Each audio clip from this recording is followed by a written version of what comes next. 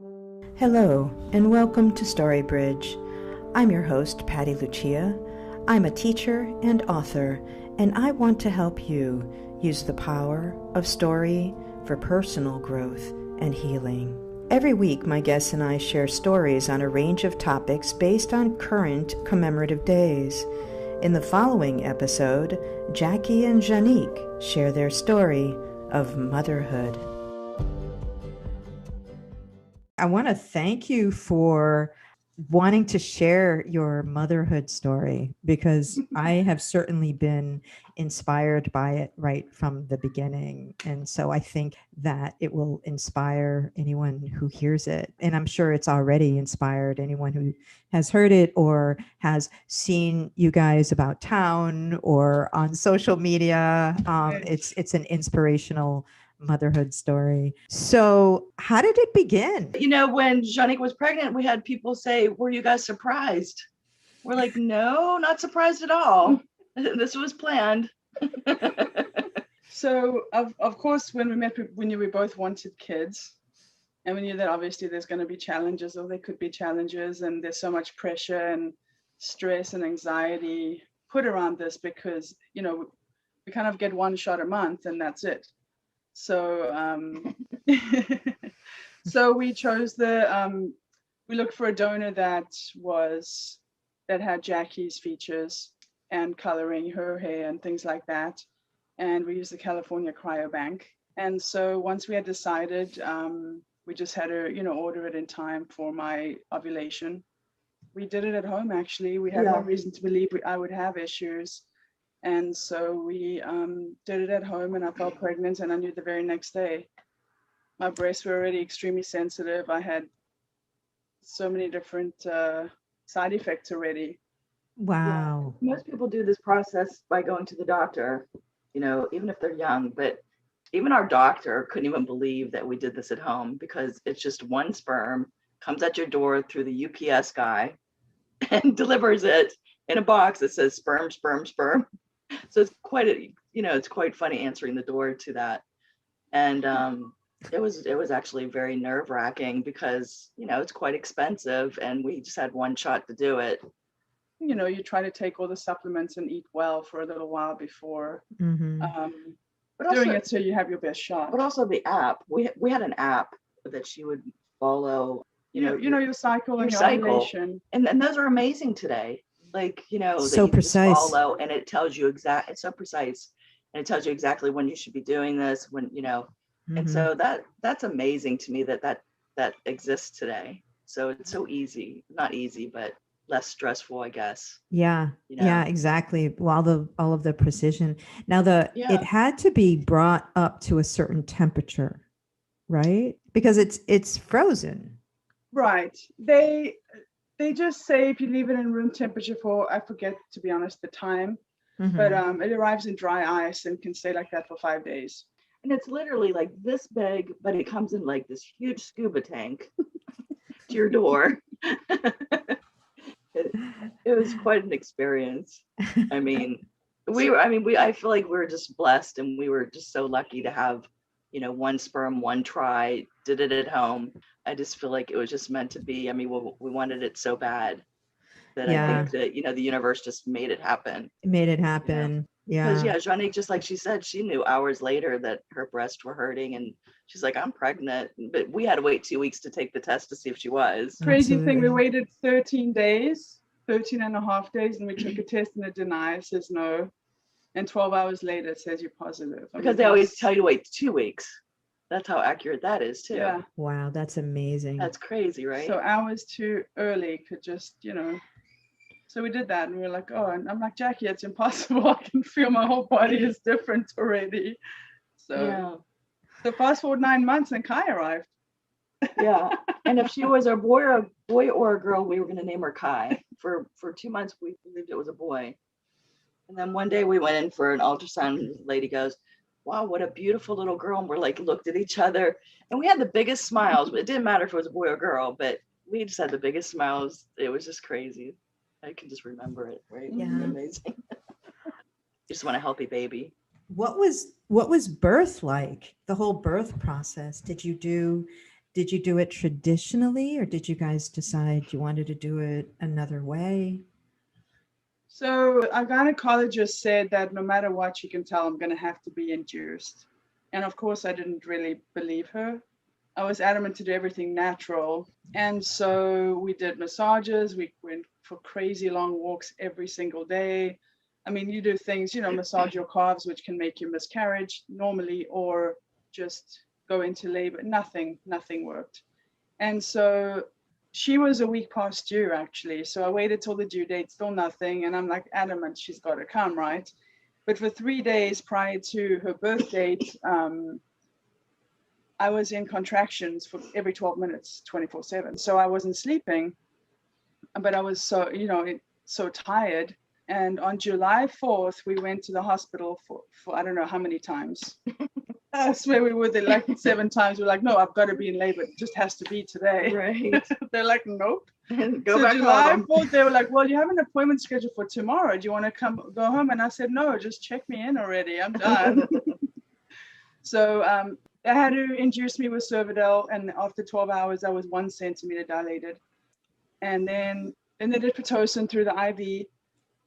And after 4 hours of that, I was in too much pain and hadn't slept, and I was exhausted. And I asked for a epidural, which they gave me at 7 a.m. and I slept till 11. So I woke up at 11 and they said, oh, you're 10 centimeters dilated. I said, okay, let's, get the show on the road here. The nurse was like, oh, you're going to do great. It's not much pushing, less than an hour, everything will be good. I'm like, okay. So 12 o'clock, I start pushing. Nothing happens. So they're like, okay, we don't want you to get exhausted. So just rest for an hour. We'll position you in a way that you can move down the canal. So an hour goes by, nothing happens. Then I pushed for 5 more hours. Wow. And she just wouldn't move. And they said she's not crowning yet, so we can't get the doctor in. And I said, well, it's been hours now. So if nothing's changed, something has to be changed. Get the doctor in to see what we need to do. But after pushing an hour, resting an hour, the second hour I started pushing, the epidural was reversing the contraction. So they just turned that off for the last, 5.5 hours. They kept checking the heart rates. Whenever I pushed, hers would spike and then drop back down. And out of the 6.5 hours total that I pushed, not once did her heart rate even, blink. It was just consistent.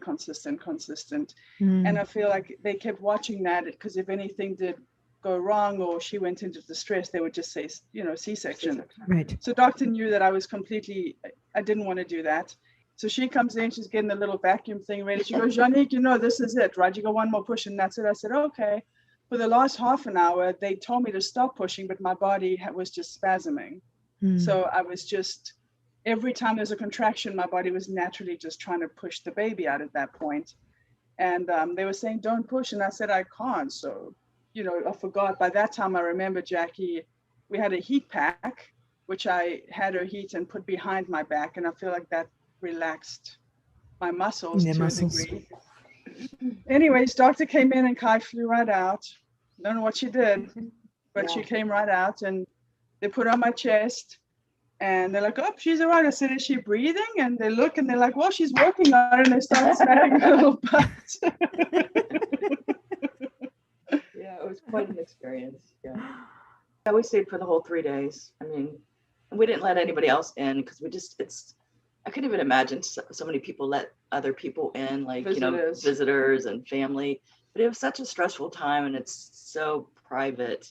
We just stayed there alone for 3 days and then we brought her home. And then both of us were afraid to drive with her in the car. It is so funny, drive every single day, but this little baby's in your backseat and you're just like, I don't want to drive. It's precious cargo. It's in the it changes your whole entire life. Well, so let's look at that. How has your life changed in motherhood? What's that been like? It's been amazing. It's been amazing. For me, it just brings you back to your childhood again. We get up and laugh every day at her, and we're goofy again, and she has such a sense of humor. She's a big jokester, so she's just trying to make us laugh all the time, and that's just crazy at what she's going to be 3 in a couple months. Yeah. But she's just so, I'm sure every parent says their kid is so smart, but you just you're just like, wow, I can't even believe that she's doing that, you know? Have there been challenges because you're two women having and raising a child? No, we've never experienced it yet.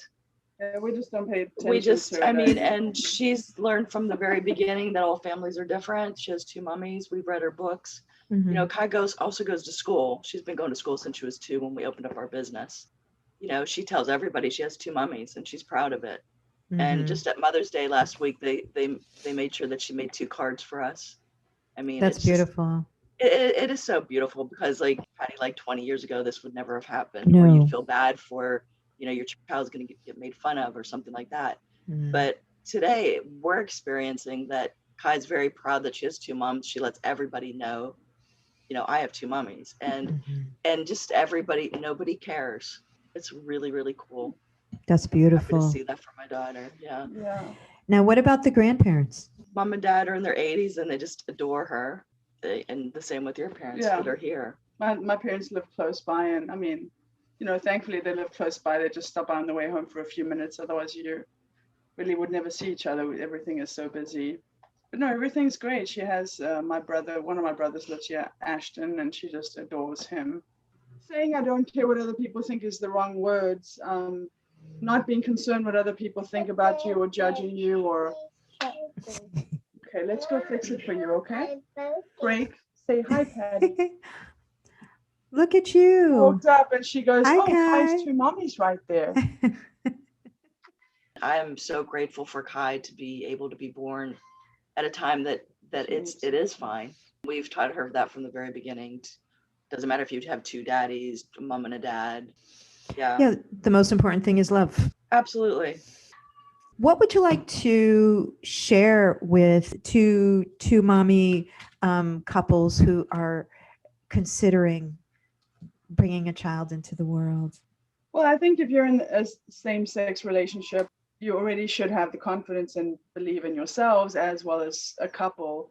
If you don't have a strong foundation, obviously anything from the outside world will affect you, whether it's consciously or subconsciously. So, I mean, you should never really worry about what people think of you and how they judge you, because Mhm. even if it's not about your relationship, it's about what you wear. It's about what it's about. It's Sorry, all. Patty. It's okay. It's no problem at all. I mean, we are on. talking about motherhood after all. Being moms now, how has that really either strengthened or challenged your primary relationship? It was a strain on the relationship tremendously, and especially in the first year or 18 months. We came to realize that, you know, naturally when you don't know each other as parents, you only know each other as partners, you know, and individuals. And so you don't know what to expect, and you know what you would do as an individual. And then, you know, she knows what she would do as an individual, and they're not the same. They're just not the same for whatever reason, right? So Mhm. I spent a lot of time questioning what she did and how she did it. And it doesn't matter what I do in my life, that's what I do, because I want to be more efficient, more effective, and so on. Mhm. And it used to offend her and make her feel like I was undermining her and, you know, trying to control or telling her she's doing something wrong. But ultimately, I was just trying to give Kai the best shot in a way, or Mhm. keep her the safest. So we realized once we did that, we would explain to each other why we did things. But I guess at the time we realized it was past that stage, but we just had to learn from that and realize we both want the best for Kai. Yeah, and you know, it's funny because we have a good friends that are a straight couple or, you know, traditional Yeah. couple, man and a wife. You know, they're saying to us the same thing. They have a newborn and they're fighting a lot, you know, and it's true. First of all, it's very stressful because your whole life changes. You're not sleeping, you're up all the That's time. right. The hormones are wacky. I mean, it's just so I think everybody goes through this probably the first year with their child, especially if it's your first, because Mhm. everything has changed so much. But we Mhm. work together every day. We work together from home. Right. We lived together. There was no reason for us to be away from each other. And most couples, the person that gave birth stays home and the other one's going to work to support the family. And so I think that helped us progress past that stage tremendously quicker because we were with each other 24/7 and we had nowhere else to go. It's not like, screw you, you upset me today, I'm leaving the house. Right. It's just a whole, it's a whole new ball game. Yeah, I I mean, mean, now it's totally different. It's like everything is where it should be. It flows. Mhm. yeah, Kai has many of the same habits we do and the same things we would do, and that's just from watching us and teaching her.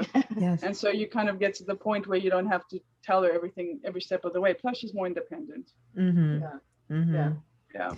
So that first year is really, for most parents, I guess, the learning curve, figuring out how to live into these new roles as both partners and parent. Right.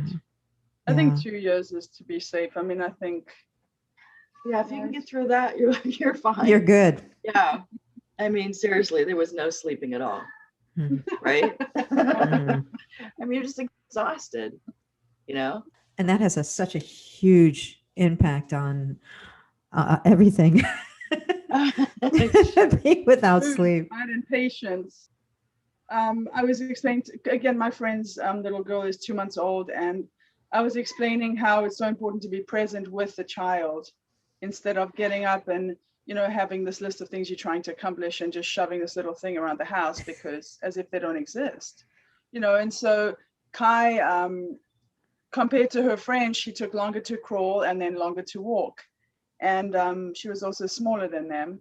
But her due date was June 28th, and her birthday's July 5th. And we were out. Jackie's family had been in town. We went to dinner, and we got home at 8. But Kai's bedtime is usually 5:30, so it was late. But we bathed her because we had been out, and we were dressing her in the bedroom. And usually it's bath and get dressed and go to bed. And she couldn't speak yet, but she was like mumbling something and pointing out towards the living room. And we're like, okay, well, this is weird. Let's just see what she wants. Now, normally, I think people would just say, no, it's bedtime, get into your crib, or we're putting you in your crib. But we knew she wanted something, and this is how she's always been. So the moment we walk into the living room, right next to Matisse's cage, she wants on the floor. So we put her on the floor, and she got up and she walked. She just got up, walked to her bedroom, went back on her knees, crawled to the crib, and wanted to get in. But that is because we were present with her and listening to her. We weren't, just not even ignoring her, or we were tired and we just wanted to get the task done.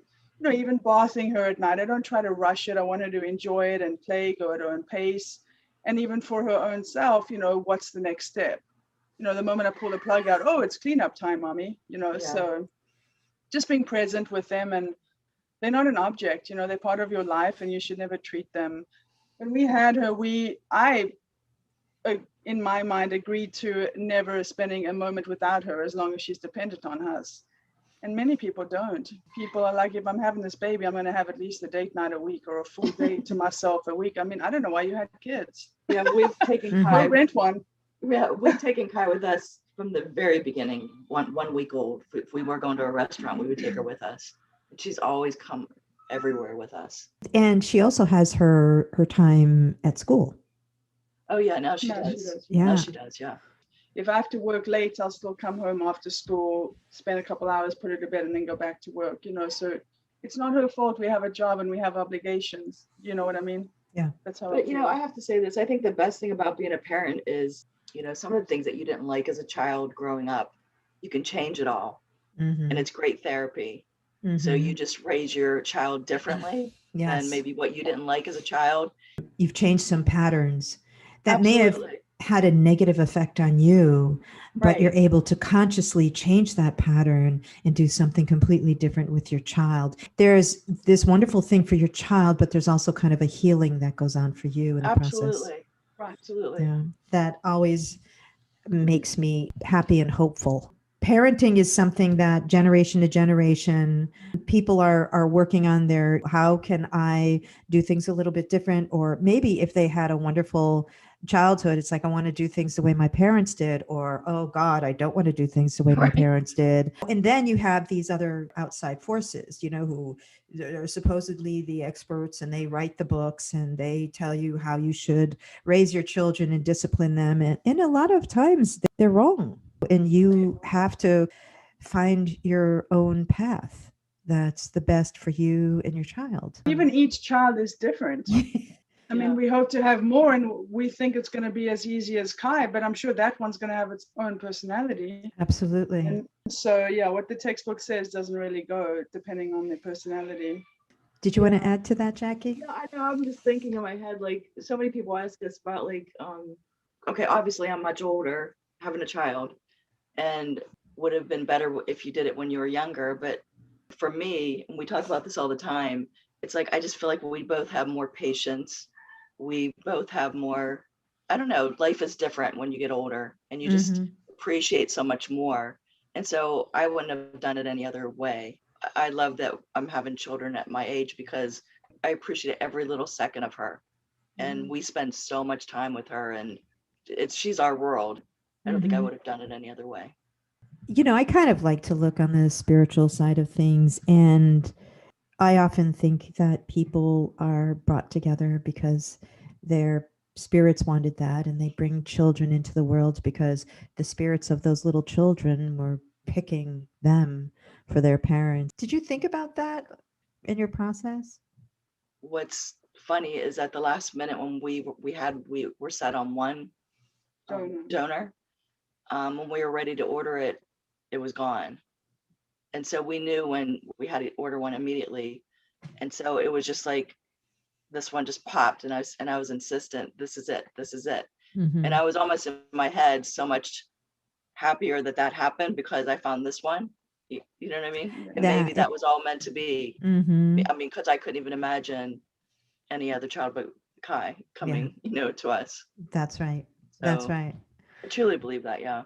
Yeah. So even in this quote unquote non-traditional way of bringing a child into the world, there is this hand of the universe in the choices absolutely. and spirit and so forth. And that I find really beautiful too. Yeah. Thank you so much for sharing your story. If you would like to share your story on Storybridge or buy my collection of short stories, Wildflowers and Present Tenses, or if you'd like my help in writing your story, please visit my website, PattyLuciaWrites.com. Thanks for listening.